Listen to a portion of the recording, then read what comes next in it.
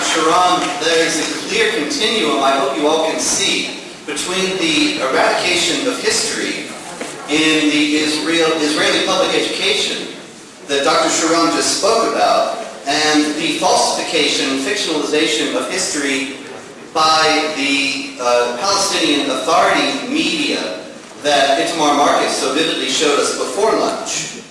The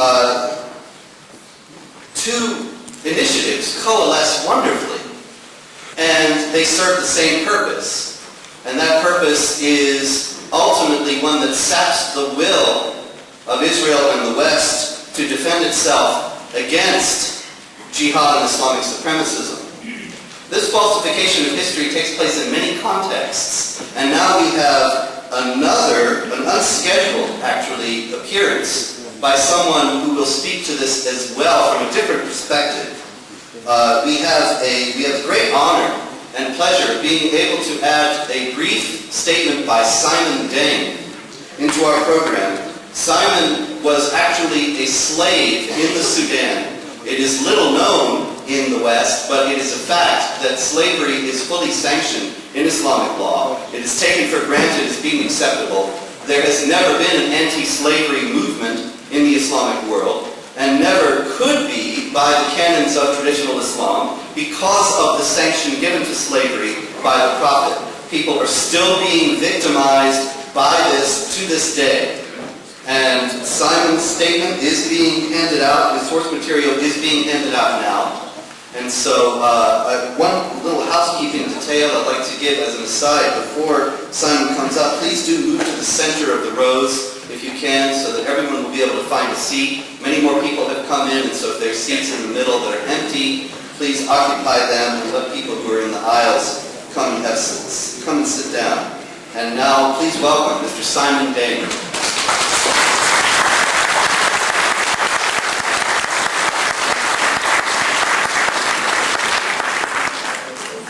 Thank you very much. Good afternoon. Thank you, and thank you for giving me a chance to register the voice of my peoples that has suffered so quite enough and a lot in the hands of jihadist government of the country of Sudan. By giving me this chance this afternoon, you have given me a chance to be the voice of the voiceless. My name is Simon Deng. I'm from Sudan, and I'm a Christian. This afternoon, very briefly, I will tell you exactly what happens to my peoples in the name of Jihad being declared by the government of Sudan. First, I would like to tell you who am I. When I was a child, I was abducted and taken to the north by an Arab man and given away to his relative as a gift. My fellow human beings, when we talk about gift, always we talk about formality. But today, in this holy land, you're looking at somebody that happened to be a gift. And that happened to be me. The government of Sudan in 1983 decided to declare jihad on infidels. Those happened to be Christians in the southern part of the country. And jihad was declared, in which the government recruited every single child to enter to the army, so to go and fight in the name of jihad. From that time until 2008, the government of Sudan slaughtered 2 million Southern Sudanese Christians in the name of jihad.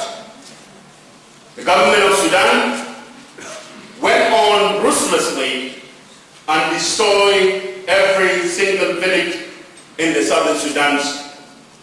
That left 7 million Southern Sudanese as refugees the largest and the biggest refugees since World War II. The government of Sudan went and recruited the Arab tribe, gave them arms to go into the southern part, to loot, and most important, to take the youngest one into the slavery. Yes, when we talk about the slavery, everybody always assumes that we are talking about the history of the past. In the case of Sudan, that unfortunately that's not true, because we know we the victims of the slavery and the victim of Jihad. Slavery is part of Jihad. The government of Sudan, up to today, is still practiced and enslaving Southern Sudanese as a slave at the time that I'm speaking to you. Those who run, some of them end up into the states we become known today as lost boys and lost girls. Yes, our cry has been forgotten and has been denied. Our cry has been denied because we are always being considered as infidels, and most important, these are the backward peoples in the part of the country. My fellow human being, we fell victim because we adopted the religion of Christianity. If we would have chosen to become a Muslim, maybe one of those 2 million that perished in the name of Jihad will be here with you today. Very briefly, when you see the tears and the cry that I'm crying out, those tears are not my tears. Those tears are those whom are asking for help. People of Southern Sudan, they are still being considered by the Islamic regime in Khartoum as a threat. And by the way, somebody like me that happened to come from that part of the world, to be here in Israel, it is an honor. It is an honor because we felt for so long that we have something in common. We have been victimized together without realizing that we have something in common.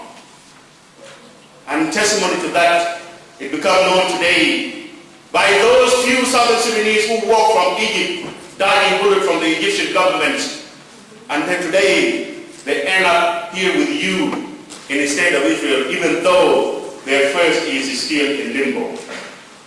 My fellow human beings, the conference of this magnitude is needed because maybe this conference, it is a wake-up call to all of us. As I mentioned 5 years ago that the Jihad is emerging. It's not going to stop by targeting Israel or not by targeting Southern Sudanese. And you have saw it before being brought to you, to your attention. My fellow human beings, if you don't smell it, wake up and smell the coffee. And thank you very much.